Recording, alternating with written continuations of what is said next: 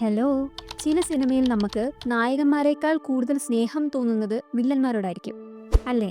ചില വില്ലന്മാരുടെ common look നമുക്കൊന്ന് നോക്കിയാലോ. കൊമ്പൻ മീശ, ചുമന്ന കണ്ണ്, മുഖത്ത് വെട്ടുകൊണ്ട പാട്, ചുണ്ടിൽ പുകയുന്ന പൈപ്പ്, കൂളിംഗ് ഗ്ലാസ്. കൊള്ളാലേ? ഞാൻ ഇന്നൊരു വില്ലനെ കുറിച്ച് സംസാരിക്കാം. പകരക്കാരനില്ലാത്ത ഒരു വില്ലനെ കുറിച്ച്. മലയാള സിനിമയിൽ അന്നും ഇന്നും നായകന്മാരെക്കാളും ശ്രദ്ധിക്കപ്പെട്ടിട്ടുള്ളത് വില്ലൻ കഥാപാത്രങ്ങളാകും. നായകന്റെ ഡയലോഗുകൾക്ക് കയ്യടി കിട്ടുമ്പോൾ അത്രത്തോളം അല്ലെങ്കിൽ അതിനേക്കാൾ മുകളിൽ വില്ലന്മാരുടെ ഡയലോഗുകൾക്ക് കയ്യടി ഉയരാറുണ്ട്. അത്തരത്തിൽ ശ്രദ്ധിക്കപ്പെട്ട ഒരു വില്ലനാണ് എമ്മൻ നമ്പ്യാർ. വില്ലൻ കഥാപാത്രങ്ങൾക്ക് തൻ്റെതായ ശൈലി കൊണ്ട് പ്രത്യേക അഭിനയ ഭാഷ നൽകിയ കലാകാരൻ. അദ്ദേഹം നാടകത്തിലൂടെയാണ് സിനിമാ രംഗത്തെത്തിയത്. 1938 പുറത്തിറങ്ങിയ ബെൻബസാഗരയാണ് ആദ്യ ചിത്രം. പിന്നീട് 1950 പുറത്തിറങ്ങിയ മന്ത്രികുമാരി എന്ന ചിത്രത്തിലൂടെ പ്രശസ്തനായി മാറി.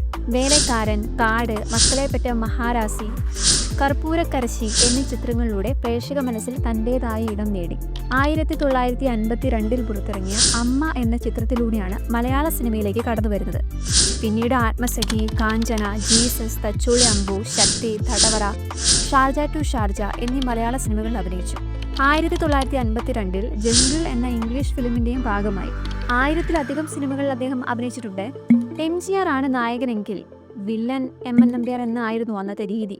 പ്രത്യേക ആംഗ്യമുഖ വിക്ഷേപങ്ങൾ കൊണ്ടുള്ള അദ്ദേഹത്തിൻ്റെ സ്റ്റൈലിന് ആരാധകർ ഏറെയായിരുന്നു. 2006 ഇറങ്ങിയ സ്വദേശി എന്ന തമിഴ് ചിത്രത്തിലാണ് അദ്ദേഹം അവസാനമായി അഭിനയിച്ചത്. 1967 തമിഴ്നാട് ഗവൺമെൻറ്റിൻ്റെ കലൈമാമണി, 1990 MGR അവാർഡ് എന്നിവ നേടിയിട്ടുണ്ട്. ഒരു കാലഘട്ടത്തിൻ്റെ അഭിനയ പ്രതിഭയായിരുന്ന എമ്മൻ നമ്പ്യാരെ കോളിവുഡ് ഉത്തമ വില്ലൻ എന്നായിരുന്നു അഭിസംബോധന ചെയ്തിരുന്നത്. അനേകം തലമുറകൾക്ക് തൻ്റെ നടന വൈഭവം പകർത്തിയ അതുല്യ കലാകാരനായിരുന്നു എമ്മൻ നമ്പ്യാർ. ഇന്നത്തെ വിശേഷം ഇത്രയേ ഉള്ളൂ. നാളെ നമുക്ക് വീണ്ടും കാണാം. ബൈ.